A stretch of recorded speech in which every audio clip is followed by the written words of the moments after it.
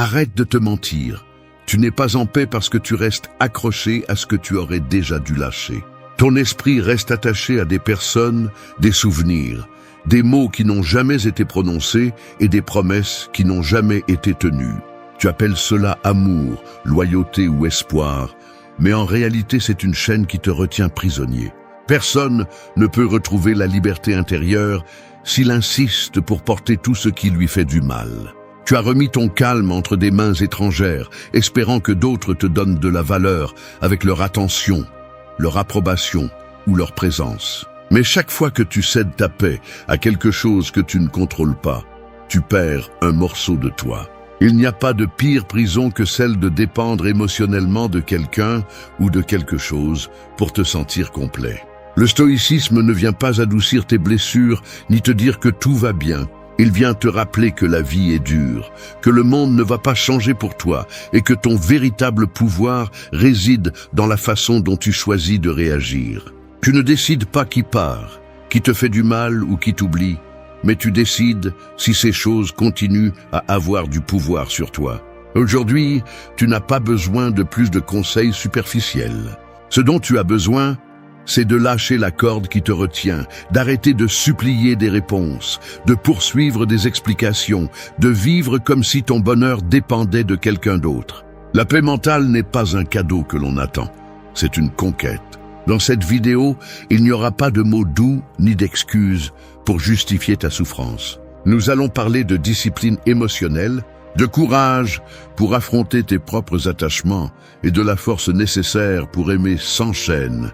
Se taire quand le silence est plus sage et embrasser l'inévitable sans se briser de l'intérieur. Si tu es prêt à cesser d'être l'otage de ton passé et à retrouver ta liberté intérieure, alors écoute attentivement les leçons à venir, car elles seront le premier pas pour revenir à toi.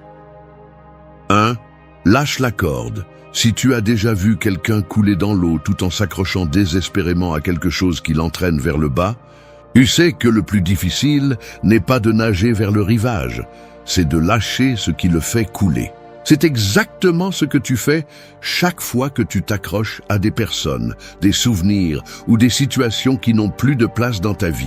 Tu crois que tenir cette corde te maintient en sécurité, mais en réalité, c'est ce qui t'empêche de remonter à la surface. La première étape pour retrouver ta liberté intérieure est d'avoir le courage de lâcher prise. Cela semble simple, mais c'est l'acte le plus difficile, car cela signifie accepter que ce à quoi tu t'accroches ne t'appartient pas, ne te définit pas et n'est pas sous ton contrôle. Lâcher prise n'est pas abandonner ni se rendre, c'est retrouver le droit de respirer sans dépendre de ce que tu ne peux pas changer.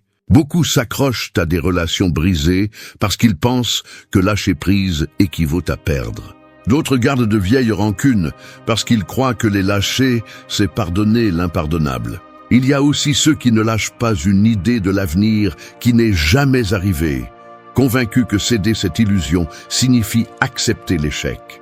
Mais le véritable échec est de rester attaché à quelque chose qui ne te laisse pas avancer. Les stoïciens savaient que la cause de la souffrance n'est pas dans les faits, mais dans notre réaction à ces faits. Épictète l'a résumé ainsi. Ce qui nous perturbe n'est pas ce qui nous arrive, mais ce que nous pensons de ce qui nous arrive. Si tu comprends cela, tu verras que la corde qui te lie n'est pas la personne qui est partie, ni l'erreur que tu as commise, ni le temps perdu. C'est ton interprétation de ce qui s'est passé, ton besoin de tout contrôler. Lâcher prise nécessite deux choses, le courage d'accepter la réalité et l'humilité d'admettre que tout n'est pas entre tes mains. Lorsque tu décides d'arrêter de te battre avec ce qui est déjà passé, tu découvres que le poids que tu portais n'était pas le souvenir, mais ta résistance à le laisser partir. Commence par te demander « Qu'est-ce que je gagne à tenir ceci ? À qui cela sert-il que je reste attaché à une douleur qui ne change rien ?» La réponse est presque toujours à personne.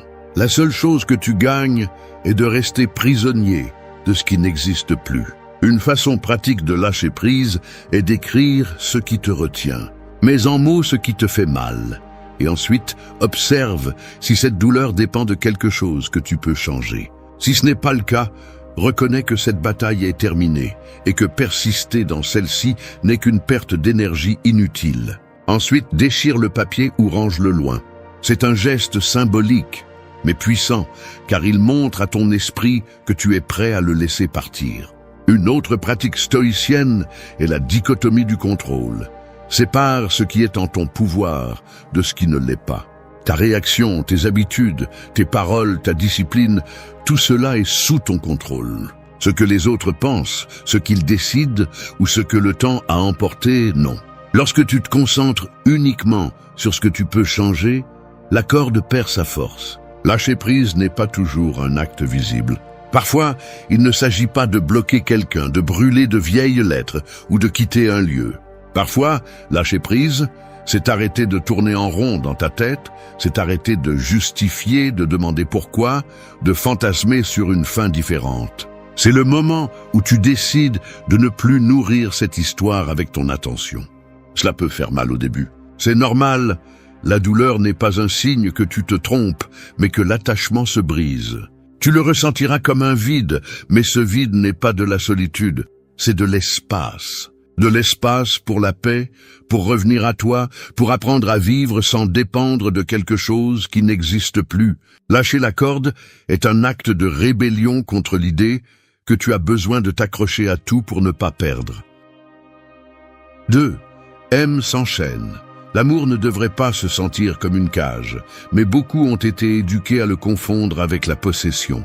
Ils croient que aimer, c'est surveiller, exiger, réclamer des explications pour chaque silence et attendre que l'autre personne devienne la principale ou unique source de leur bonheur. Ce type d'amour ne libère pas, il asservit. Il vous rend dépendant de l'humeur, des décisions et de la présence de quelqu'un d'autre. Vous perdez votre centre chaque fois que vous cherchez en d'autres la sécurité que vous devriez trouver en vous. Aimer s'enchaîne ne signifie pas aimer moins. Cela signifie aimer mieux. Cela signifie que vous ne donnez pas votre dignité en échange de miettes d'affection, que vous ne renoncez pas à votre liberté par peur d'être abandonné, que vous ne poursuivez personne pour lui prouver votre valeur. Quand vous aimez avec des chaînes, vous devenez l'otage du besoin. Quand vous aimez librement, vous partagez sans vous perdre.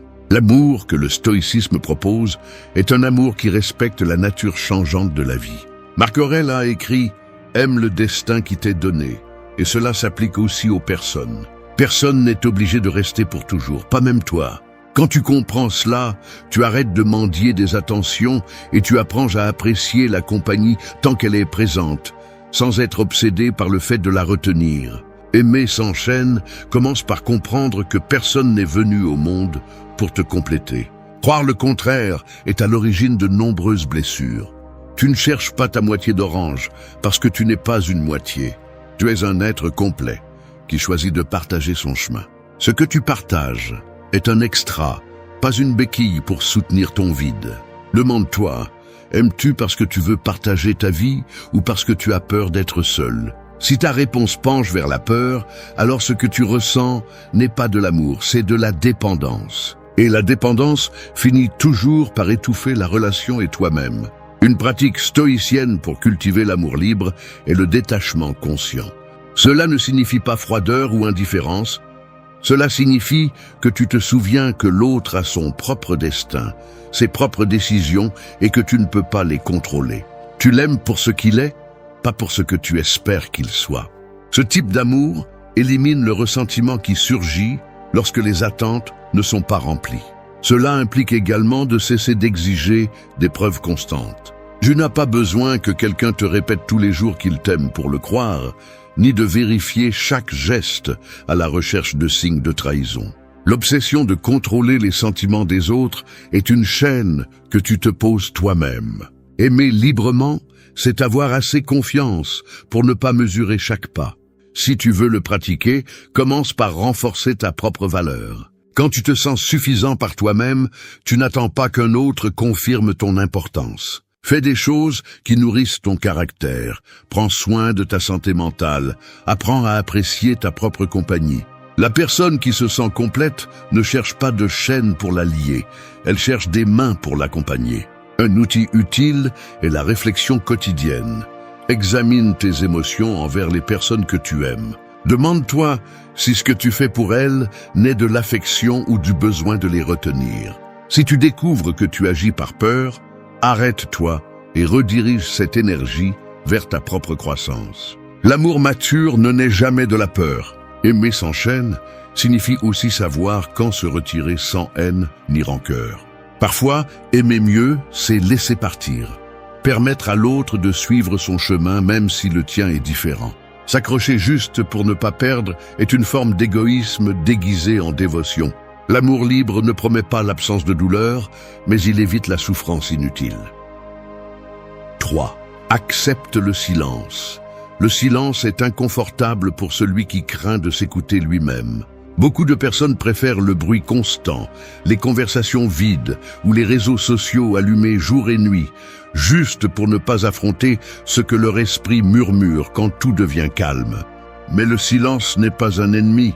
C'est le maître que beaucoup évitent parce qu'il révèle des vérités que nous ne voulons pas toujours entendre. Accepter le silence, c'est apprendre à ne pas réagir à chaque provocation externe ni à chaque émotion interne.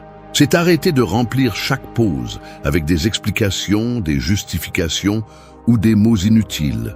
Le monde moderne te fait croire que le silence est vide, alors qu'en réalité, c'est l'espace où commence la véritable clarté. Le stoïcisme enseigne que tout ne mérite pas une réponse, ni que tout problème nécessite une discussion. Marc Aurèle a écrit « La meilleure défense est de ne pas sembler affecté ». Cela ne signifie pas l'indifférence. Cela signifie que tout ne mérite pas ton énergie, ni que chaque commentaire nécessite ton attention. Apprendre à se taire est parfois plus puissant que 1000 arguments. Accepter le silence est aussi un acte de maîtrise de soi. Souvent, l'impulsion de parler naît de la peur. Peur de perdre le dernier mot, peur d'être mal interprété, peur que l'autre pense qu'il a gagné. Mais réagir sans réfléchir a tendance à aggraver les choses. Le silence n'est pas toujours une reddition. Il est souvent une déclaration de domination sur soi-même.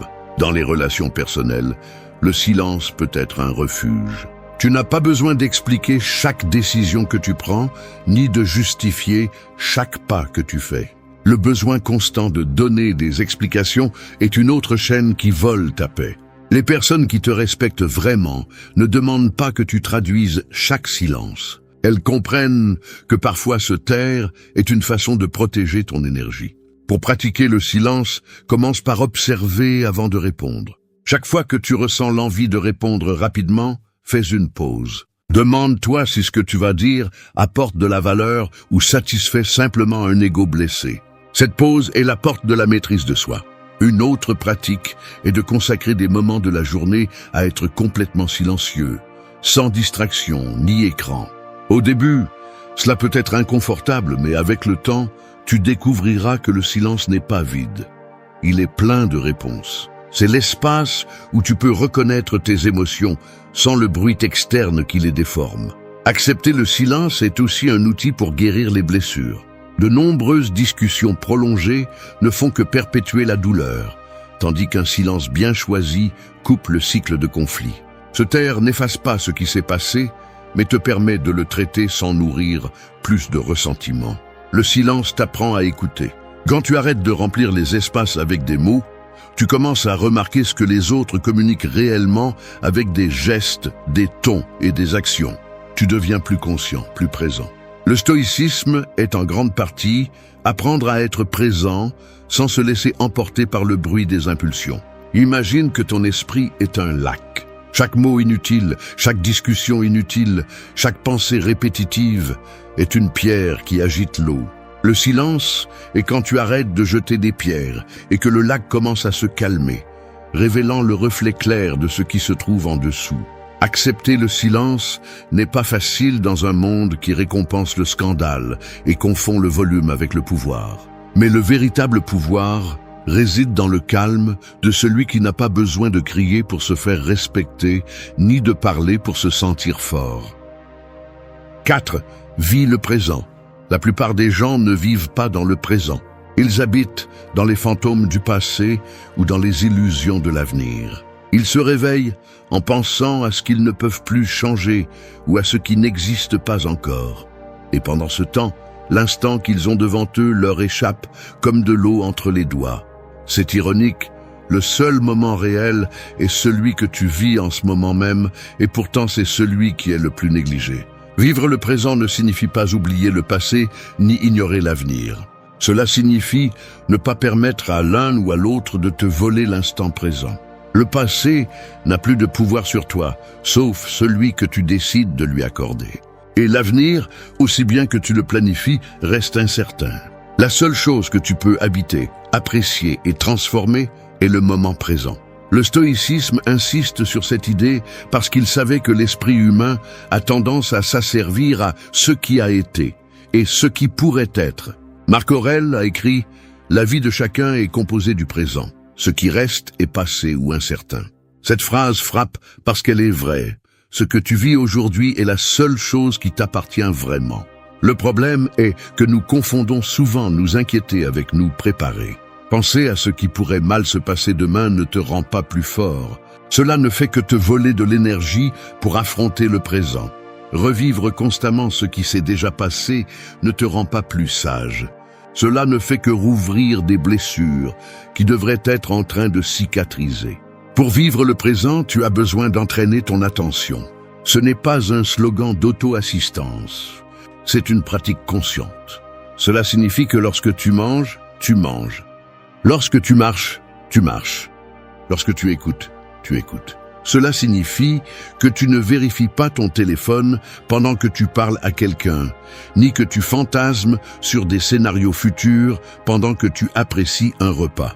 Une façon d'entraîner cette présence est de t'arrêter plusieurs fois par jour pour te demander « Où suis-je vraiment ?» Dans ce moment ou dans mes pensées. Au début, tu découvriras que tu es presque toujours ailleurs, pris dans des souvenirs, des inquiétudes ou des distractions. Avec de la pratique, tu apprendras à ramener ton attention au présent. Vivre le présent nécessite également d'accepter ce qui se passe sans le décorer d'attentes irréalistes. Tout ne sera pas parfait, et c'est bien ainsi. L'insistance à ce que les choses soient différentes de ce qu'elles sont est ce qui génère la souffrance. Lorsque tu apprends à accepter le moment tel qu'il est, tu arrêtes de lutter contre la réalité et tu trouves la paix au milieu du chaos. Imagine que tu es devant un coucher de soleil, mais au lieu de l'admirer, tu penses que tu aimerais être ailleurs, avec une autre personne, ou que le ciel aurait d'autres couleurs. C'est ainsi que nous gaspillons la vie, en perdant ce que nous avons à cause de notre obsession de ce que nous pensons qu'il manque. Les stoïciens enseignaient à se rappeler la brièveté de la vie pour apprécier le présent. La pratique du memento mori n'était pas morbide, mais libératrice. Te rappeler que le temps est fini te fait arrêter de remettre la vie à plus tard. Chaque moment que tu laisses passer en t'inquiétant de ce que tu ne contrôles pas est un moment qui ne revient pas. Tu dois aussi apprendre à lâcher l'attente que l'avenir apportera le bonheur que tu n'as pas maintenant. Si tu n'es pas capable de le trouver dans ce que tu as déjà, il est peu probable qu'il apparaisse avec quelque chose de nouveau. La paix mentale n'est pas une destination à laquelle tu arriveras un jour. C'est une façon de marcher aujourd'hui. Vivre le présent ne te rend pas irresponsable envers l'avenir, ni insensible au passé. Cela te rend conscient que la vie n'est pas dans ce qui est déjà parti, ni dans ce que tu rêves qui viendra, mais dans ce que tu respires et décides en cet instant. 5. Maîtrise tes émotions. Le véritable ennemi n'a jamais été le monde extérieur. Il a toujours été la tempête qui se forme en toi lorsque quelque chose ne se passe pas comme prévu. Ce n'est pas l'offense qui détruit ta paix, mais la colère que tu choisis de nourrir. Ce n'est pas la perte qui te brise, mais la peur du vide que tu imagines ensuite. La plupart de la souffrance humaine ne provient pas des faits, mais du manque de maîtrise des émotions que ces faits éveillent. Maîtriser les émotions ne signifie pas les réprimer ni prétendre qu'elles n'existent pas. Cela signifie les reconnaître, comprendre d'où elles viennent et apprendre à répondre consciemment plutôt que de réagir impulsivement. Les émotions sont des messagères. Elles viennent te dire quelque chose. Mais si tu les laisses prendre le contrôle, elles deviennent des tyrans qui prennent des décisions pour toi. Le stoïcisme enseigne que tu ne contrôles pas ce qui se passe, mais comment tu y réponds. Cette phrase, qui semble simple, est l'une des vérités les plus libératrices que tu peux accepter. Tu ne peux pas empêcher qu'il pleuve, mais tu peux décider si tu te mouilles de ressentiment ou si tu ouvres le parapluie de la sérénité. Lorsque tu perds le contrôle émotionnel, tu cèdes ton pouvoir à l'extérieur, aux paroles des autres, à leurs opinions, aux imprévus. Tu vis à la merci du climat du monde et non de l'équilibre de ton esprit. Et une personne qui se laisse emporter par chaque vague est incapable de maintenir le cap vers ses objectifs. Maîtriser tes émotions est un acte de maturité. C'est te dire à toi-même, je ne vais pas réagir immédiatement juste parce que mon ego a été blessé. C'est apprendre à faire une pause avant de répondre, à respirer avant d'exploser, à observer la pensée avant de la croire. Un exercice pratique est la pause consciente. Chaque fois que tu sens que la colère, la peur ou la tristesse prennent le contrôle, arrête-toi. Compte lentement jusqu'à 10, respire profondément et demande-toi « Que me dit cette émotion ? Ai-je vraiment besoin d'agir en ce moment ou puis-je attendre de penser clairement ?» Cette pause est généralement suffisante pour éviter des paroles que tu regretterais plus tard. Un autre outil est l'écriture. Tenir un journal émotionnel n'est pas un passe-temps. C'est une façon de sortir ce que tu as à l'intérieur pour qu'il ne gouverne pas depuis l'ombre. Lorsque tu décris ce que tu ressens, tu enlèves du pouvoir au chaos intérieur. Ce qui semblait auparavant être une tempête devient quelque chose de compréhensible, quelque chose que tu peux gérer. La maîtrise émotionnelle nécessite également de surveiller ce qui nourrit ton esprit. Passer des heures à consommer des conflits étrangers, des critiques sur les réseaux sociaux ou des nouvelles alarmantes renforce l'habitude de réagir avec colère ou anxiété. Si tu prends soin de ce que tu permets d'entrer dans ton esprit, tu auras moins de batailles à mener en toi. Rappelle-toi que maîtriser les émotions ne signifie pas éliminer la douleur.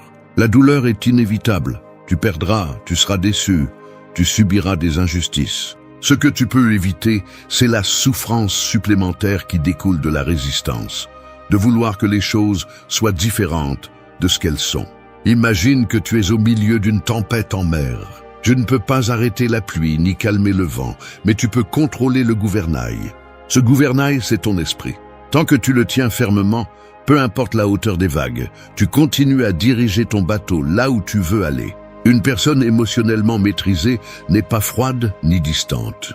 C'est quelqu'un dont la sérénité se transforme en force. Elle inspire le respect parce qu'elle ne s'effondre pas face à la provocation et ne perd pas sa dignité dans la colère. Si tu veux retrouver ta liberté intérieure, commence par ne pas être l'esclave de ce que tu ressens. Les émotions sont éphémères. Ne les laisse pas décider de ton destin. 6. Remercie pour ce que tu as. L'insatisfaction constante est comme un puits sans fond. Peu importe combien tu essaies de le remplir, il exige toujours plus. Beaucoup de gens vivent en croyant que le bonheur est de l'autre côté de ce qu'ils n'ont pas encore. Et cette quête sans fin devient un piège mental qui leur vole la paix. Ils demandent à l'univers plus d'opportunités, plus d'amour, plus de reconnaissance. Mais ils s'arrêtent rarement pour reconnaître la valeur de ce qu'ils possèdent déjà. Remercier pour ce que tu as n'est pas un acte mièvre ni une phrase à la mode. C'est l'un des outils les plus puissants pour retrouver la liberté intérieure. Celui qui n'apprend pas à apprécier ce qui est devant lui sera esclave du désir perpétuel, car il croira toujours qu'il lui manque quelque chose. Les stoïciens le comprenaient très bien. Les sages ne souffraient pas de manquer de richesse parce qu'ils savaient que l'essentiel était déjà en eux. La gratitude ne vient pas du fait d'avoir tout, mais de savoir voir assez dans ce qui est déjà présent. Cela signifie se réveiller chaque jour en reconnaissant que tu as la vie, que tu peux encore respirer, que tu as encore la chance de changer ce que tu n'aimes pas. Lorsque tu ignores ces vérités, tu vis comme si la vie te devait quelque chose, et cela te condamne à la frustration. Pratiquer la gratitude ne signifie pas ignorer tes objectifs, ou te contenter de ce qui ne fonctionne pas. Cela signifie que tu ne conditionnes pas ta paix à ce qui n'est pas encore arrivé. C'est comprendre que la valeur de ce que tu as aujourd'hui. Être interrompu n'est pas un manque de courtoisie, c'est une façon de perdre du terrain. Chaque fois que quelqu'un coupe tes paroles, il te dit sans le dire que ce que tu dis n'est pas si important. Et si tu le permets, tu finis par éduquer les autres à t'ignorer. L'autorité dans une conversation ne se gagne pas en parlant plus fort ou en élevant la voix. Elle se gagne en démontrant que ta présence mérite le silence. La plupart des gens ne comprennent pas cela. Ils pensent qu'il s'agit de concourir pour voir qui parle le plus vite ou qui crie le plus fort. Alors qu'en réalité, il s'agit de contrôler l'espace, de faire en sorte que chaque mot ait suffisamment de poids pour arrêter quiconque essaie de passer par-dessus. Récupérer cette autorité n'est pas un caprice, c'est une nécessité si tu veux que ta voix cesse d'être un bruit parmi la foule. Les stoïciens l'ont bien dit, le respect ne se demande pas, il s'incarne. Sénèque avertissait que celui qui perd le contrôle de ses émotions perd le contrôle de la situation. Et Épictète insistait sur le fait que seul celui qui maîtrise d'abord son caractère domine le dialogue. Si tu ne sais pas garder ton calme et soutenir ton regard, les mots justes ne serviront à rien. Dans cette vidéo, tu vas découvrir que le problème n'est pas les gens qui interrompent, mais la façon dont tu as permis qu'ils le fassent. Tu apprendras que des phrases simples comme « écoute »,« important » et « maintenant » peuvent réclamer l'attention sans avoir besoin de crier. Et que cesser de dire « je suis désolé » quand il n'y a rien à excuser est le premier pas pour récupérer le respect que tu as cédé sans t'en rendre compte. Ici, nous ne parlerons pas de plaire, mais de t'imposer avec dignité, en utilisant le pouvoir des mots pour que plus jamais on ne te prenne l'espace qui t'appartient. 1. Écoute, arrête le bruit et réclame l'attention. Une rivière tumultueuse fait plus de bruit qu'un lac profond, mais c'est le lac qui reflète clairement le ciel. Il en va de même pour les conversations. Ceux qui interrompent le plus sont souvent ceux qui soutiennent le moins le poids de leurs paroles. Ils ne font qu'agiter l'air avec du bruit. Si tu veux retrouver ton autorité, tu dois devenir le lac qui oblige tout le monde à s'arrêter et à regarder sa surface. Le mot « écoute » est cette pause, ce mur invisible qui sépare le bruit de la véritable attention. Lorsque quelqu'un t'interrompt, il ne fait pas que briser ta phrase, il brise le fil de ta présence. L'erreur que beaucoup commettent est de continuer à parler par-dessus, en augmentant le volume dans une tentative d'être entendu. Ce qu'ils réussissent à faire, c'est à perdre encore plus le contrôle, car celui qui crie montre du désespoir. Un stoïcien sait que l'autorité ne se mesure pas en décibels, mais en maîtrise de soi. Dire « écoute » n'est pas une demande, c'est un bref commandement qui coupe la distraction et redirige l'énergie de tous vers toi. La puissance de ce mot réside dans sa simplicité. Tu n'as pas besoin de l'embellir ni de le justifier, il suffit de le prononcer avec une fermeté calme et de maintenir un contact visuel. En le faisant, tu transmets que tu ne te bats pas pour l'attention, tu la revendiques comme quelque chose qui te revient de droit pendant que tu parles. Les stoïciens insistaient sur le fait que le premier acte de maîtrise de soi est de dominer sa langue, et le second, de savoir quand le silence est plus fort que tout argument. Avant de dire « écoute », fais une petite pause. Cette pause augmente l'impact, crée de l'attente et fait que le mot sonne comme un coup sec dans l'air. Marc Aurèle disait qu'un homme ne s'agite pas quand le monde s'agite, parce qu'il sait que sa sérénité est un mur contre le chaos. Appliquer cette idée aux conversations implique de ne pas laisser l'interruption te sortir de ton centre. Utilise « écoute » comme une clé qui ouvre à nouveau l'espace perdu. Si l'autre persiste, ne réponds pas avec colère, garde la même posture ferme, car la répétition sereine du mot, sans élever le ton, désarme celui qui interrompt. Le calme soutenu est un rappel que tu ne demandes pas la permission de parler, tu établis l'ordre. La plupart du temps, le problème ne vient pas des autres, mais de nous, parce que nous cédons le respect en nous taisant au mauvais moment ou en répondant avec nervosité. Retrouver l'autorité commence par entraîner la façon dont nous parlons et la façon dont nous occupons l'espace. Pratique dans des situations quotidiennes. Quand quelqu'un se distrait pendant que tu expliques quelque chose, fais une pause brève, puis prononce « écoute » et continue ta phrase. Ne le fais pas comme une supplication, mais comme si tu marquais le rythme de la conversation. Le stoïcisme nous rappelle que nous ne contrôlons pas les actions des autres, seulement nos réactions. C'est pourquoi cette étape ne consiste pas à changer les autres, mais à changer ta présence devant eux. En maîtrisant l'utilisation de ce mot et l'énergie avec laquelle tu le prononces, tu transformes chaque interruption en une opportunité de renforcer ta position. L'autorité n'est pas un titre qui t'est accordé, c'est un état que tu projettes avec ta voix, ton silence et ta confiance. Commence à voir le mot « écoute » comme une encre. Chaque fois que tu l'utilises, tu plantes ta présence dans le sol de la conversation, obligeant ceux qui t'entourent à arrêter leur marée de distraction. Ce n'est pas un geste agressif, c'est une affirmation silencieuse que ta voix compte. Et si tu réussis à maîtriser cette première étape, tu découvriras que la plupart des interruptions ne se répètent pas, car le respect naît de l'habitude de ne pas te le laisser prendre.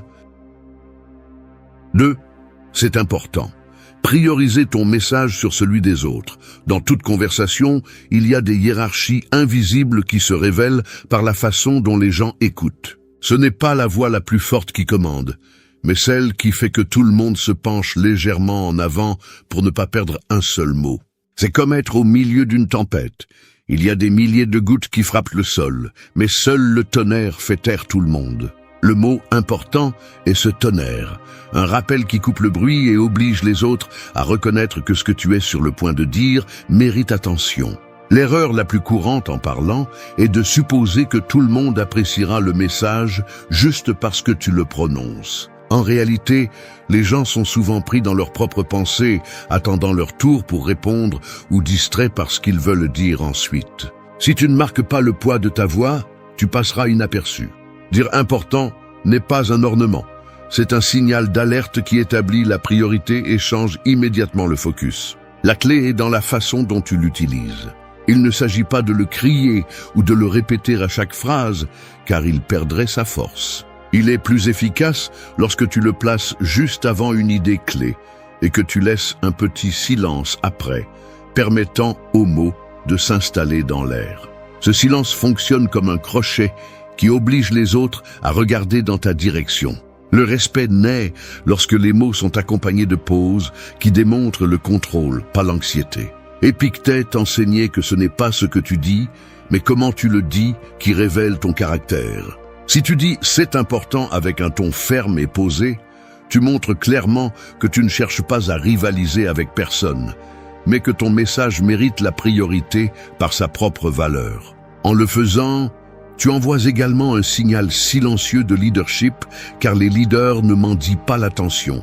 Ils la réclament en montrant la certitude. Le mot « important » est aussi un filtre. Lorsque tu l'utilises, tu montres clairement que tu ne vas pas perdre ton temps dans des conversations superficielles ou des distractions sans sens. Indirectement, tu apprends aux gens à t'écouter avec plus de sérieux parce qu'ils savent que tu ne parleras pas pour rien. Ainsi, peu à peu, tu fais de ta présence un synonyme de pertinence. Cette étape nécessite de l'autocontrôle car elle ne fonctionnera que si tes paroles soutiennent le poids que tu annonces. Si tu appelles important tout, tu finis par affaiblir ta crédibilité. La pratique stoïcienne de la discipline intérieure entre en jeu ici, ne considère comme précieux que ce qui apporte vraiment quelque chose et exprime-le avec économie de mots. Sénèque avertissait que les mots inutiles épuisent l'esprit, et il en va de même pour l'autorité. Elle s'érode si elle est dépensée en des affaires triviales. Pour appliquer cette technique au quotidien,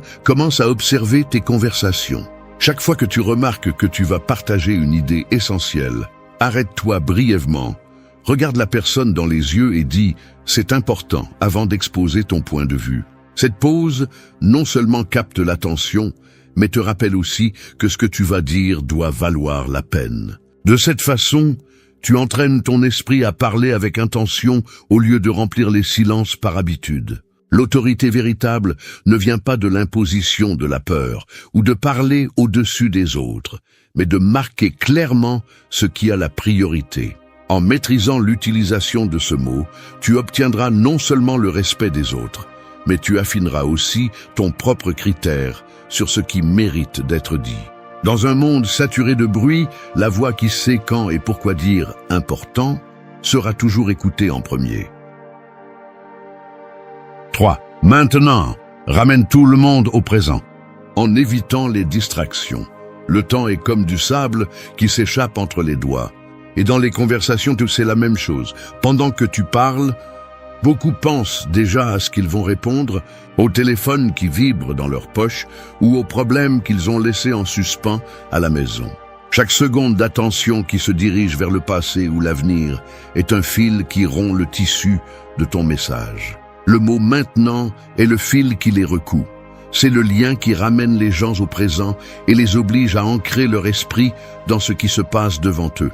Il n'y a rien de plus frustrant que d'expliquer quelque chose d'important et de voir le regard de l'autre se détourner, comme si ses pensées sortaient de la pièce. Cette déconnexion n'est pas toujours intentionnelle, mais elle mine l'autorité de celui qui parle, car elle montre clairement qu'il ne parvient pas à retenir l'attention. Dire maintenant au bon moment coupe cette fuite invisible à la racine et établit que ce qui suit ne peut pas attendre, qu'il doit être traité sans distraction. Ce mot est puissant parce qu'il éveille l'urgence sans avoir besoin de crier. Il fonctionne comme le son d'un coup sec sur la table qui ramène l'attention même à celui qui était le plus distrait. Cependant, la clé est de l'utiliser avec fermeté et sérénité, non pas avec désespoir.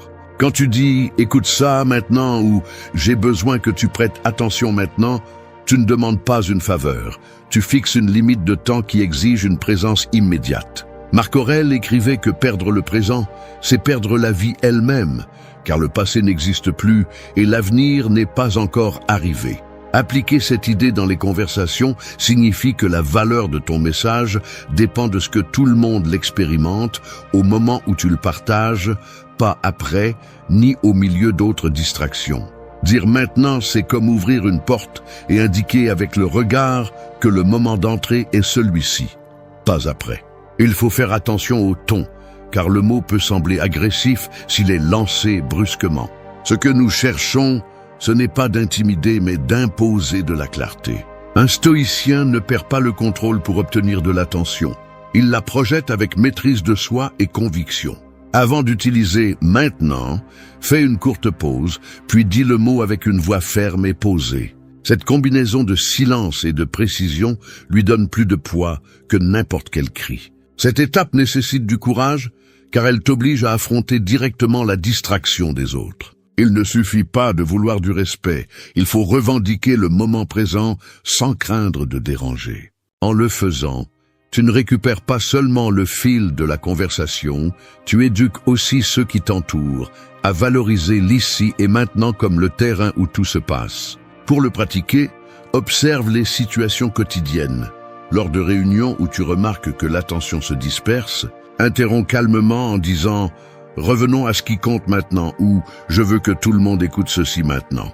Fais-le sans hâte en soutenant le regard. Cette attitude transforme l'atmosphère, car elle montre que tu es présent et que tu exiges que les autres le soient avec toi.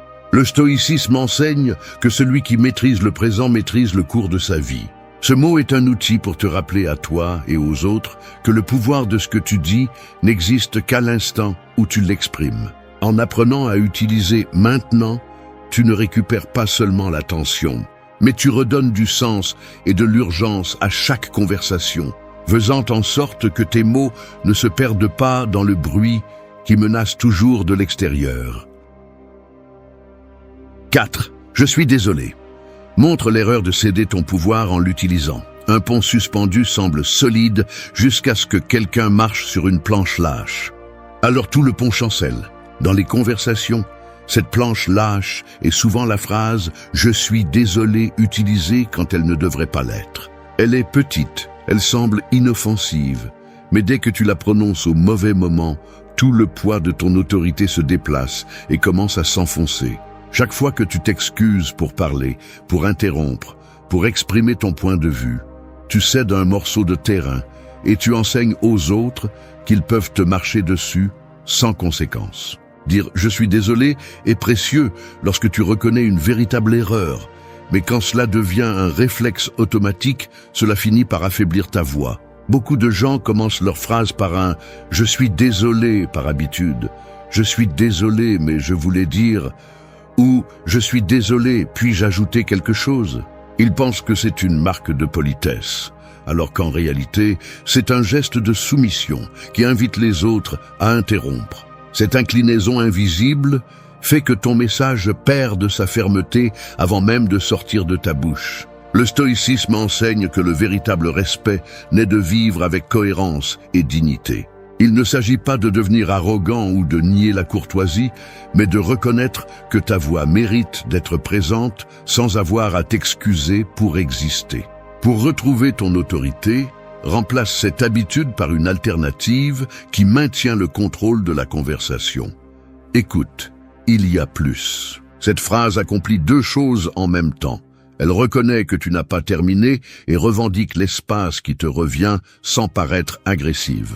Par exemple, si quelqu'un essaie d'interrompre alors que tu exposes un argument, au lieu de dire « Je suis désolé, laisse-moi finir », dis calmement « Écoute, il y a plus ». Cette combinaison de fermeté et de sérénité transmet que ta participation n'est pas terminée et que le tour de parole est toujours à toi. Sénèque avertissait qu'il n'y a pas de plus grande faiblesse que de donner le contrôle de ton humeur à d'autres.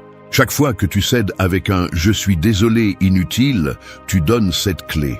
Changer le langage, c'est changer l'attitude intérieure, car la façon dont tu parles reflète la façon dont tu te valorises. Si ta voix tremble d'excuses, ta présence perd du poids. Si ta voix soutient sereinement « écoute, il y a plus », ton message acquiert de la force même avant de le terminer. Pratiquer ce changement nécessite une attention consciente. Commence par t'écouter dans les conversations quotidiennes. Chaque fois que tu ressens l'envie de t'excuser sans raison, arrête-toi et remplace cette phrase par un geste de pause, suivi de la nouvelle réponse. Cela ne reprogramme pas seulement ton langage, mais cela entraîne aussi les autres à respecter tes interventions. L'autorité dans la parole ne consiste pas à dominer les autres, mais à ne pas permettre que ta voix soit reléguée au second plan. Apprendre à laisser derrière soi le « je suis désolé » excessif est une étape cruciale pour reconstruire le respect que tu as peut-être perdu en silence. Avec le temps, tu remarqueras que les interruptions diminuent, parce que ceux qui t'écoutent comprennent que tu ne vas pas céder ton espace de manière involontaire. La puissance de cette leçon réside dans la compréhension que toutes les paroles aimables ne sont pas appropriées en tout temps. La courtoisie ne signifie pas faiblesse, et la fermeté n'est pas synonyme d'agression. En adoptant cette approche, tu transformes non seulement la façon dont les autres te perçoivent, mais aussi la relation que tu as avec ta propre voix, en la transformant en un instrument qui se tient avec dignité et but. 5. Écoute, il y a plus. Récupère l'espace avec une autorité sereine. Les conversations sont comme un échiquier, chaque mot que tu prononces est une pièce qui avance. Si tu cèdes ton tour avant le temps, tu perds une position stratégique et l'autre joueur contrôle l'échiquier. Écoute, il y a plus, et le mouvement qui récupère cet espace sans avoir à élever la voix ni à provoquer de conflit. C'est le mouvement qui rappelle à tous que ton tour n'est pas terminé et que ce qui suit a encore du poids. Dans le chaos des dialogues quotidiens, il est courant que les gens se coupent par anxiété, enthousiasme ou simple négligence. Souvent, tu laisses la phrase à moitié dite et quelqu'un intervient avec son opinion, pensant que tu as fini. Si tu restes silencieux, tu valides cette interruption et renonces au contrôle de la conversation. En revanche, si tu interviens avec un « écoute, il y a plus », ferme mais calme, tu replaces ta pièce au centre et rétablis l'ordre.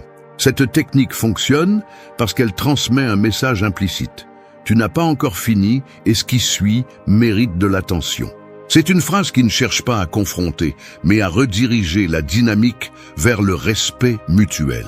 Au lieu de répondre avec colère ou de te sentir déplacé, tu affirmes ta place avec sérénité. Le stoïcisme enseigne que la véritable force se démontre dans l'autocontrôle, pas dans la réaction impulsive. Épictète disait que personne ne peut te blesser si tu ne donnes pas le pouvoir de ta réaction. Et cette leçon s'applique à chaque interruption. Si tu réponds avec agacement, tu donnes ce pouvoir à l'autre. Si tu restes calme et indiques simplement qu'il y a plus à dire, tu montres que le contrôle reste entre tes mains. Écoute, il y a plus. Agis comme un pont qui relie la première partie de ton message à ce qui suit, évitant que le fil de ton argumentation ne se brise. Pour que cette phrase fonctionne, tu dois prendre soin du ton et du langage corporel. Elle ne doit pas sonner comme une supplication ni comme une réprimande, mais comme une affirmation neutre mais ferme. Maintiens un contact visuel, fais une brève pause pour que le silence augmente l'impact et continue ensuite avec ton idée. Cette combinaison de calme et de détermination désarme l'habitude d'interrompre parce qu'elle montre clairement que tu ne te bats pas pour parler, tu exerces ton droit de finir ce que tu as commencé. Il arrive souvent que les gens confondent patience et passivité, mais il y a une grande différence. La patience repose sur la confiance en soi, la passivité sur la peur de déranger. En utilisant « écoute, il y a plus », tu entraînes la patience active, celle qui maintient le contrôle sans tomber dans les confrontations. Avec le temps, ceux qui ont l'habitude d'interrompre apprennent à respecter le rythme de ta voix parce qu'ils perçoivent que tu ne céderas pas l'espace facilement. La pratique exige de la constance. Commence par l'appliquer dans des contextes petits, lors d'une réunion de travail, au milieu d'une conversation avec des amis ou même lors de discussions familiales. Chaque fois que quelqu'un essaie d'intervenir, avant que tu ne finisses, respire, regarde l'interlocuteur et dis « écoute, il y a plus ». L'important est de ne pas permettre que l'interruption brise ton fil de pensée ou diminue le poids de ton message. Sénèque insistait sur le fait que la grandeur de caractère se mesure à la façon dont tu maintiens ta position face à la pression. Récupérer l'espace sans élever la voix est un art que seuls ceux qui entraînent leur tempérament peuvent maîtriser. Cette étape t'aide à renforcer le message que ta voix a une continuité et qu'elle ne s'arrêtera pas par caprice d'autrui. Avec le temps, tu remarqueras que cette simple phrase réduit les interruptions et renforce ta présence. Non pas parce qu'elle inspire la peur, mais parce qu'elle éduque ceux qui t'entourent à attendre que tu aies fini. 6. Calme. Démontre un contrôle sur tes émotions et la situation. Le feu ne détruit pas toujours par la taille des flammes, mais par le vent qui les attise. Dans une conversation, il en va de même. Ce n'est pas le conflit qui te fait perdre ton autorité, mais ta propre réaction lorsque la chaleur monte. Le calme est le mur invisible qui arrête ce vent. Le maintenir ne signifie pas être indifférent ou faible. Cela signifie que personne ne peut te sortir de ton centre, aussi fort qu'ils essaient de te provoquer. Lorsqu'on t'interrompt ou cherche à te défier, la première réaction instinctive est souvent d'élever le ton, de bouger les mains brusquement ou de répondre avec dureté. Chacun de ces gestes est comme ouvrir une fissure par laquelle l'autre vole ton équilibre. La véritable autorité n'est de montrer que tu n'as pas besoin de réagir au rythme des autres, que tu contrôles le tempo de ta propre voix et que ta sérénité n'est pas à vendre. Épictète rappelait que ce n'est pas ce qu'on nous dit qui nous perturbe, mais l'interprétation que nous en faisons. Appliquer cette idée dans les conversations signifie que l'insulte, l'interruption ou le geste dédaigneux n'ont de pouvoir que si tu décides de le leur donner. Le calme te permet de répondre avec clarté, sans laisser l'émotion étouffer ton raisonnement. Celui qui maîtrise ses réactions maîtrise le dialogue, et avec lui, le respect de la salle. Pour démontrer le calme, il ne suffit pas de se taire. Il faut apprendre à utiliser les pauses et la respiration comme outil. Avant de répondre à une interruption, fais une brève pause, regarde la personne avec fermeté et continue à parler d'une voix stable. Cette pause brève est comme ralentir le rythme du combat. Elle oblige l'autre à s'adapter à ton rythme plutôt qu'à te traîner au sien. Sénèque avertissait que la colère est l'ennemi le plus dangereux dans les disputes, car elle transforme celui qui la ressent en esclave de son propre élan. C'est pourquoi cultiver le calme est un acte de discipline et de force intérieure. Lorsque les autres perçoivent que tu ne te déranges pas, ils apprennent à mesurer leurs interruptions, car ils comprennent qu'ils ne réussiront pas à te sortir de ton terrain. Le calme se projette aussi par le langage corporel. Maintenir une posture droite, sans mouvement nerveux, avec un regard serein mais ferme, crée un cadre de respect qui n'a pas besoin de mots supplémentaires.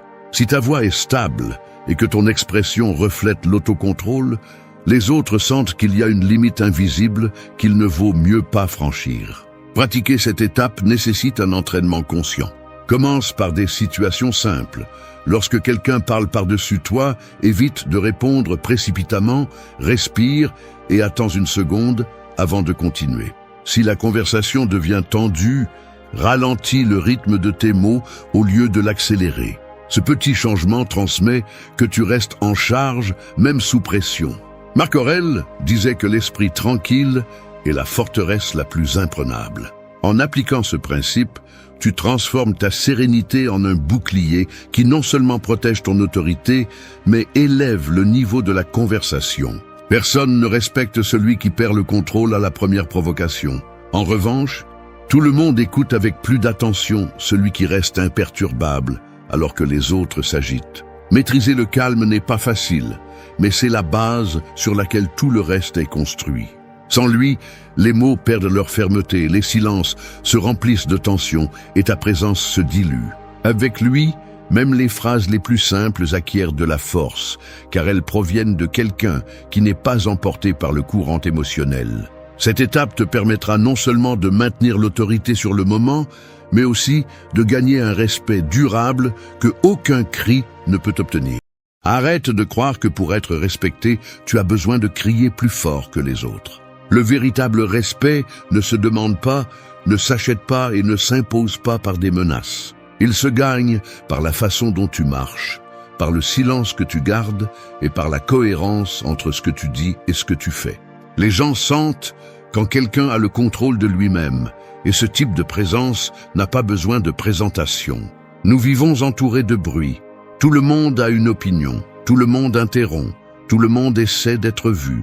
Mais plus la foule parle, plus celui qui sait se taire se démarque. Celui qui écoute avant de répondre, celui qui n'a pas besoin d'excuses, ni d'ornements pour soutenir ses paroles. Ce calme au milieu du chaos est ce qui fait que les autres s'arrêtent, regardent et respectent. Le stoïcisme enseigne que la maîtrise de soi est plus forte que n'importe quel cri. Celui qui peut se gouverner lui-même transmet l'autorité sans effort. Sa posture est ferme, sa voix est claire et ses actions confirment ce qu'il dit.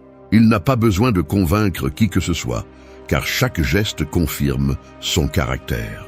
Cette vidéo ne parle pas de belles phrases, ni de conseils superficiels. Il s'agit de retrouver la force que tu as déjà, mais que tu as peut-être laissé se perdre entre les impulsions, la peur et les doutes. Ici, tu vas découvrir 6 principes qui te feront attirer le respect et l'attention sans élever la voix. Des principes que tu peux pratiquer quotidiennement pour que ta présence parle pour toi. Prépare-toi, car ce qui change ta vie n'est pas ce que tu promets de faire demain, mais comment tu décides d'agir aujourd'hui. Le respect ne se supplie pas. Il se construit avec discipline, clarté, objectif et surtout avec la façon dont tu affrontes ce qui est devant toi. 1. Le pouvoir du silence. Le silence n'est pas une absence de mots, c'est une présence de contrôle. Celui qui apprend à se taire quand tout le monde crie démontre qu'il n'est pas à la merci des émotions ni de la pression du moment. Le silence est comme un fil invisible. Il ne coupe pas avec du bruit, mais il marque des limites que personne n'ose franchir. Dans un monde où tout le monde se bat pour être entendu, celui qui sait se taire devient un mystère. Et le mystère attire l'attention. Imagine quelqu'un qui, au milieu d'une discussion, décide de ne pas réagir à la première insulte, ni au premier geste de provocation. Non pas parce qu'il n'a pas de réponse, mais parce qu'il comprend que tout ne mérite pas une réponse. Ce type de silence est dérangeant, car il révèle l'autocontrôle. Pendant que les autres se consument en essayant de provoquer une réaction, tu conserves ton énergie et ta contenance. C'est le premier signe de respect, montrer que tu n'es pas facile à ébranler. Les stoïciens savaient que le silence est un reflet de la force intérieure. Sénèque disait que celui qui se maîtrise n'est pas esclave des mots. Quand tu te tais à temps, tu ne perds pas la discussion, tu gagnes du terrain. Tu n'offres pas d'explications inutiles. Tu ne tombes pas dans le jeu de ceux qui cherchent à te provoquer et surtout, tu te fais entendre davantage quand tu décides finalement de parler. Le silence est aussi un acte d'observation.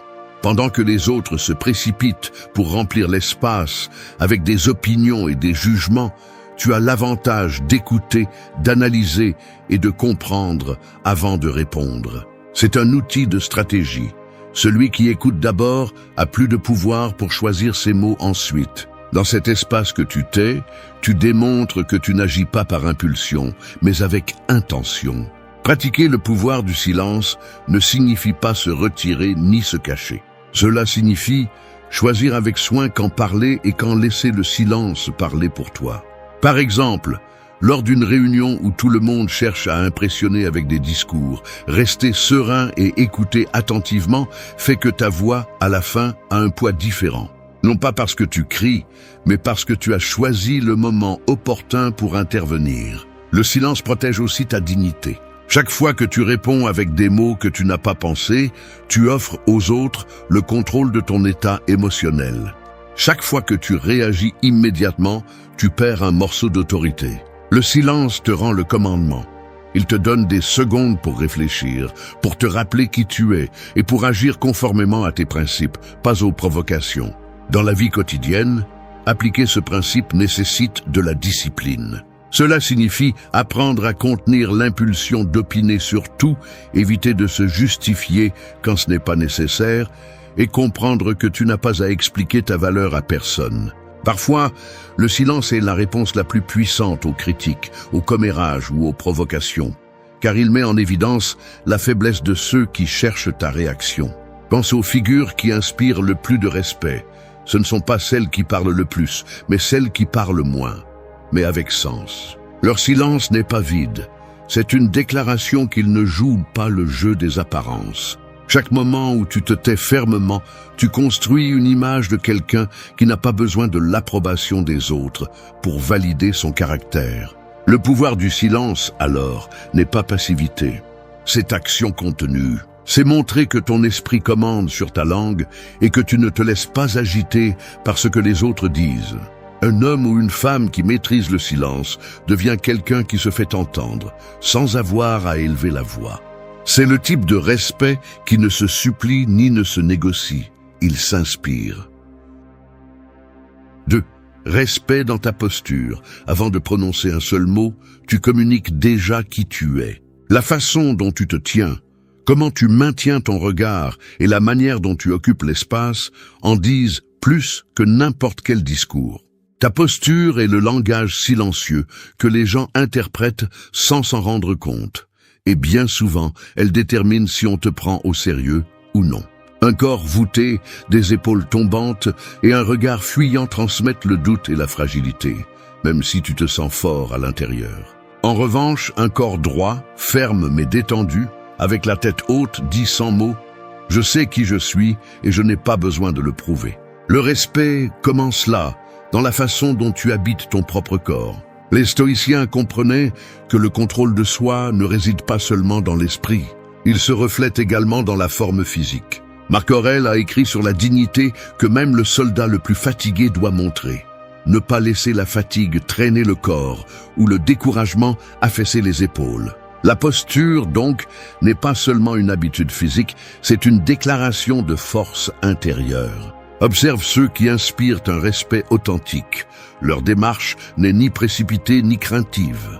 Marcher droit, avec des pas fermes, non pas par arrogance mais par assurance, est un acte de présence. Garder les épaules alignées, la poitrine ouverte et le regard direct montrent que tu n'as pas peur d'occuper ta place dans le monde. Cette posture n'est pas une question d'imposition sur les autres, mais de ne pas se diminuer devant personne.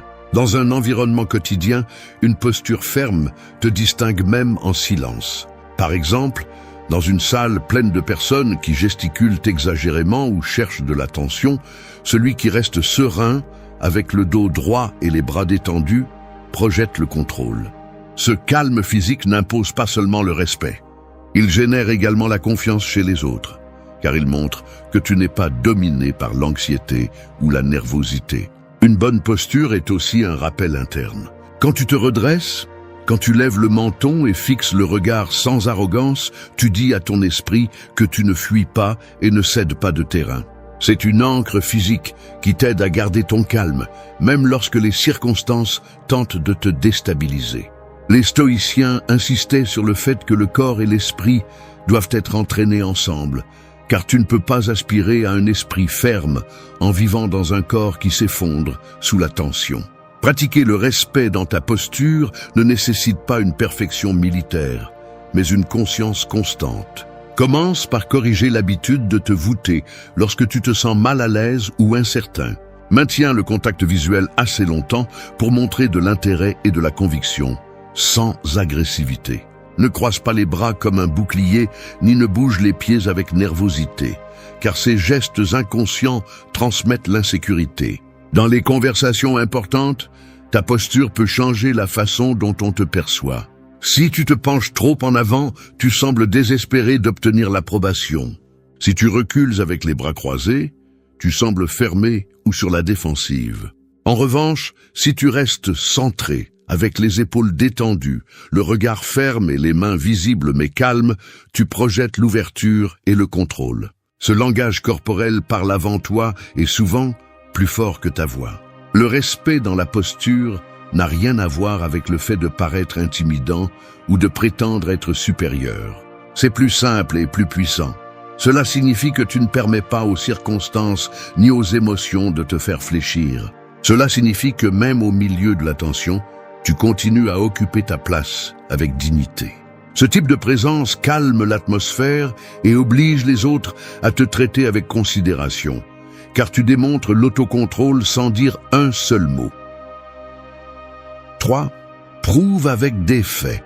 Rien ne détruit plus rapidement la crédibilité que les promesses non tenues. Nous vivons entourés de personnes qui parlent trop de ce qu'elles vont faire, de leurs plans, de leurs objectifs. Mais au moment d'agir, elles ne tiennent même pas la moitié de leurs promesses. Avec le temps, les mots deviennent du bruit et perdent de leur poids. Le véritable respect naît lorsque tu cesses d'annoncer et commences à démontrer. Les faits sont le langage le plus clair qui existe. Ils n'ont besoin ni d'explication, ni de justification. Les stoïciens croyaient que la vertu se mesure en action, pas en discours. Épictète disait que tu ne peux pas te dire courageux pour tes intentions, mais pour ce que tu fais quand l'épreuve arrive. Il en va de même pour le respect.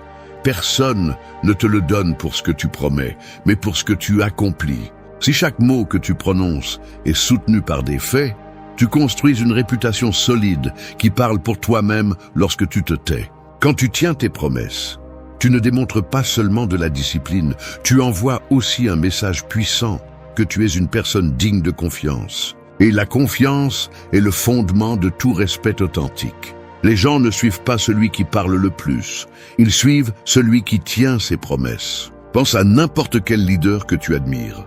Tu ne te souviens pas de lui pour ses beaux discours, mais pour ce qu'il a fait, pour les décisions difficiles qu'il a prises, pour l'exemple qu'il a donné dans les moments compliqués.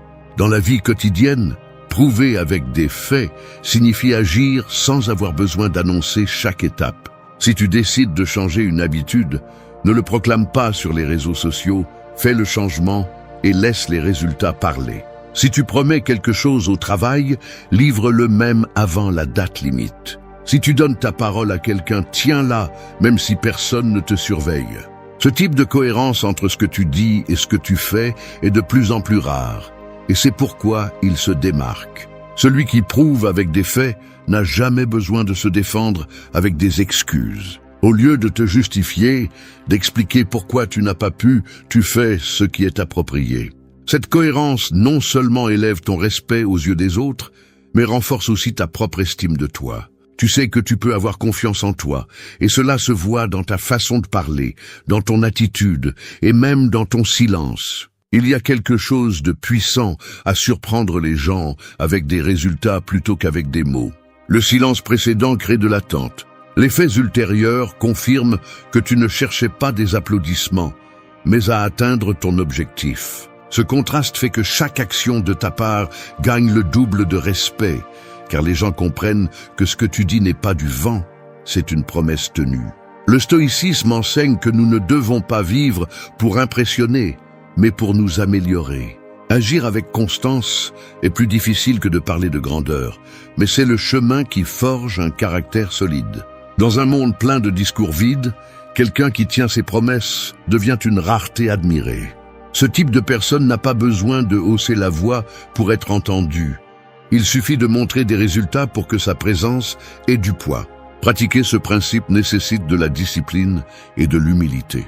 De la discipline pour ne pas abandonner quand personne ne regarde, et de l'humilité pour comprendre que les faits et non les éloges sont la véritable récompense.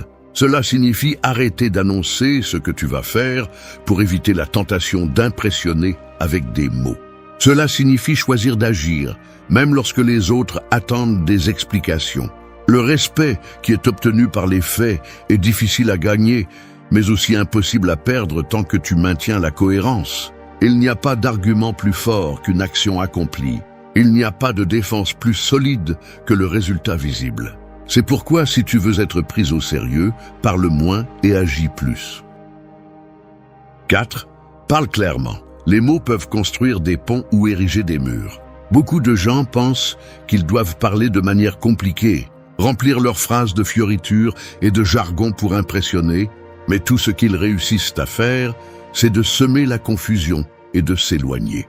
La clarté, en revanche, est puissante. Lorsque tu parles de manière directe, sans détour ni hésitation, tu transmets de la confiance, et cette confiance oblige les autres à t'écouter.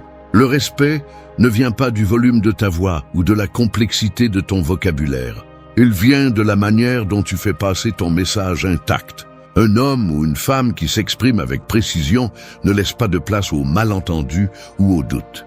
Chaque mot compte et semble intentionnel. Ce n'est pas seulement un don naturel, c'est une compétence qui se développe avec l'autocontrôle et la pratique. Les stoïciens comprenaient que parler clairement, c'est parler avec un esprit clair. Sénèque insistait sur le fait que nous ne devons pas utiliser de mots inutiles ou de discours compliqués, car ce qui est dit simplement est plus fortement mémorisé. La clarté ne cherche pas à impressionner, elle cherche à avoir un impact. Et dans un monde saturé de voix concurrentes, le message le plus simple et le plus direct traverse toujours le bruit. Parler clairement signifie aussi abandonner l'habitude de se justifier. Celui qui s'excuse trop révèle son insécurité. Lorsque tu te justifies constamment, ta voix perd de sa fermeté. En revanche, lorsque tu réponds par des phrases courtes, directes et respectueuses, tu projettes de la confiance. Tu n'as pas besoin d'expliquer chaque détail, ni de convaincre tout le monde que tu as raison. Tu fais confiance à ton message et tu le laisses tel quel, sans fioriture. La clarté n'est pas de la froideur, c'est du respect pour ton interlocuteur. Cela signifie que tu apprécies le temps de l'autre personne et que tu ne le remplis pas de mots vides. Par exemple, dans une conversation difficile, parler clairement implique de dire ce qui est nécessaire, sans détour, mais avec sérénité, de sorte que l'autre comprenne ta position même s'il n'est pas d'accord. Cette capacité à être direct mais calme génère du respect même au milieu des conflits. Pratiquer ce principe dans la vie quotidienne commence par contrôler l'impulsion de parler trop. Avant de répondre, respire et pense. Ce que je vais dire est-il nécessaire, est-il vrai et apporte-t-il quelque chose? Si cela ne répond pas à ces trois conditions, il vaut mieux se taire. Ainsi, tu évites les commentaires impulsifs et tu commences à choisir tes mots comme des outils et non comme des exutoires. Parler clairement nécessite également d'écouter attentivement. Celui qui écoute bien comprend mieux et par conséquent répond mieux. La plupart des discussions s'intensifient parce que les gens ne prennent pas le temps de comprendre. Ils attendent simplement leur tour pour répondre. Si tu prêtes une véritable attention à ce que l'autre dit, tes réponses seront plus précises et éviteront les confusions. Une voix claire n'a pas besoin de crier. Une phrase directe et ferme a plus de poids qu'un discours prolongé. Pense aux fois où quelqu'un t'a donné une instruction simple, sans ton agressif, mais avec une telle conviction qu'il ne faisait aucun doute qu'il parlait sérieusement. C'est la force de la clarté.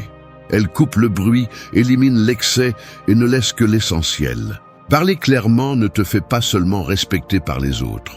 Cela renforce également ton propre esprit. Cela t'oblige à réfléchir avant de parler, à organiser tes idées et à ne pas te laisser emporter par des émotions momentanées. Ce processus de réflexion et de synthèse transforme chaque conversation en un acte conscient et te prépare à garder ton calme, même dans des situations tendues. 5. Discipline qui inspire. La discipline est une de ces vertus qui n'a pas besoin de présentation. Elle ne s'annonce pas, elle ne se vante pas, mais elle se perçoit dans tout ce que tu fais. Dans ta ponctualité, dans ton ordre, dans ta constance, dans la manière dont tu accomplis ce que tu décides. La discipline inspire le respect parce qu'elle démontre que tu ne vis pas esclave de tes impulsions, mais guidé par tes principes.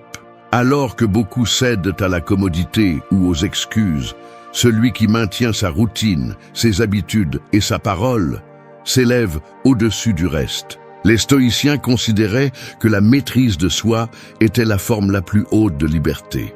Marc Aurèle écrivait que la plus grande victoire est sur le propre caractère. La discipline, donc, n'est pas une punition. C'est l'entraînement qui renforce l'esprit et le corps pour résister aux tentations, à la fatigue et à la pression externe. Celui qui est discipliné projette de l'autorité parce qu'il démontre qu'il peut se gouverner lui-même avant d'essayer d'influencer les autres. Pense à quelqu'un qui tient parole, qui se lève tôt sans dépendre de la motivation du jour, qui entraîne son corps même quand il n'en a pas envie, qui maintient son focus même quand personne ne le regarde. La discipline parle le langage des faits et crée un type de leadership qui ne s'impose pas, mais qui se gagne. Dans la vie quotidienne, la discipline se remarque dans les petits détails. Comment tu prends soin de ton espace, comment tu respectes ton propre temps, comment tu accomplis tes responsabilités, même quand il n'y a pas de récompense immédiate. C'est te lever et avancer quand le confort t'invite à reporter. C'est faire ce qui est juste, même si personne ne t'applaudit. Chacun de ces gestes construit une réputation silencieuse, mais puissante, parce que les gens perçoivent que tu es fiable et cohérent. La discipline qui inspire n'est pas rigide ni inflexible. Elle est ferme et constante. Il ne s'agit pas de vivre sans repos, ni de t'exiger la perfection, mais de rester fidèle à ce que tu sais que tu dois faire, sans te rendre à l'impulsion du moment. Les stoïciens comprenaient qu'il n'y a pas de grandeur à se laisser emporter par la paresse ou le plaisir facile. Par exemple, respecter une routine de sommeil, consacrer du temps chaque jour à apprendre quelque chose de nouveau, entraîner le corps même si c'est pour quelques minutes, respecter les délais que tu as fixés toi-même. Ce qui est important, ce n'est pas l'ampleur de l'action, mais la constance avec laquelle tu la répètes. Cette répétition quotidienne façonne ton caractère et renforce ta volonté, jusqu'à ce que les autres reconnaissent que ta parole a du poids, parce qu'elle est soutenue par des habitudes solides. Un individu discipliné inspire confiance parce qu'il montre qu'il ne dépend pas des circonstances pour agir. Lorsque les choses se compliquent, il ne se brise pas et ne cherche pas d'excuses. Il continue à faire ce qu'il doit faire. Cette sérénité face à l'adversité impressionne plus que tout geste de bravoure impulsive, parce qu'elle démontre que l'autocontrôle n'est pas quelque chose qui disparaît sous la pression. Au travail, dans les études ou dans tout projet personnel, la discipline devient une carte de visite silencieuse. Les gens font plus confiance à celui qui tient sa promesse sans rappel constant. Ils respectent celui qui arrive à l'heure, celui qui n'a pas besoin de supervision pour bien faire son travail. Cette cohérence entre intention et action génère une autorité naturelle. Les autres comprennent que tu n'attends pas l'inspiration, mais que tu es quelqu'un qui agit sans dépendre d'excuses. La discipline qui inspire ne cherche pas la reconnaissance externe. Elle cherche à honorer l'engagement envers toi-même. C'est un reflet du respect de soi, et ce respect est contagieux pour ceux qui t'entourent. 6. Agissent avec un but. Les gens remarquent quand quelqu'un vit sans but. Cela se voit dans ses paroles, dans ses gestes, dans la façon dont il commence des choses et les laisse à moitié faites, dans la façon dont il parle de buts qu'il ne concrétise jamais. Ce manque de direction vole le respect immédiatement, car il montre qu'il n'y a pas de conviction derrière ses actes. En revanche, celui qui agit avec un but projette une sorte de force qui n'a pas besoin d'être proclamée. Chaque pas qu'il fait semble avoir un sens, et cela est impossible à ignorer. Agir avec un but signifie se déplacer guidé par des principes clairs, non par des impulsions ou par l'approbation des autres. Les stoïciens enseignaient que nous devons diriger notre vie vers ce qui dépend de nous, vers ce qui apporte de la valeur, et ne pas gaspiller d'énergie sur ce qui n'est pas sous notre contrôle. Épictète disait que la vraie liberté commence quand tu arrêtes de vivre pour impressionner, et que tu commences à vivre selon ce que tu considères comme correct. Le but n'est pas une idée abstraite, il se reflète dans les décisions quotidiennes. On le remarque quand tu choisis de dire non à ce qui ne t'apporte rien, quand tu investis ton temps dans ce qui renforce ton esprit et ton caractère, quand tu gardes ton calme face aux provocations parce que tu sais que cela ne vaut pas la peine de perdre de l'énergie. Vivre avec un but ne signifie pas avoir toutes les réponses. Cela signifie avoir une direction claire qui guide même au milieu de l'incertitude. Celui qui agit avec un but devient une personne de confiance parce qu'il ne change pas de cap à chaque mode, chaque opinion étrangère ou chaque émotion passagère. Cette fermeté inspire le respect, car elle montre que ses actions ne sont ni improvisées ni manipulées par l'environnement. Les gens font plus confiance à quelqu'un qui a une clarté sur pourquoi il fait ce qu'il fait, même s'ils ne sont pas d'accord avec toutes ses décisions. Dans la vie quotidienne, agir avec un but signifie décider consciemment comment utiliser ton temps et ton énergie.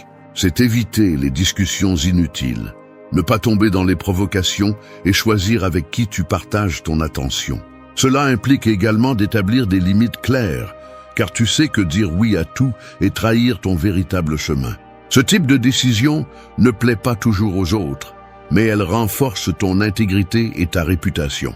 Le but donne une direction même dans les moments difficiles. Alors que beaucoup se brisent sous la pression parce qu'ils ne savent pas pourquoi ils se battent, celui qui a un objectif ferme supporte mieux les obstacles.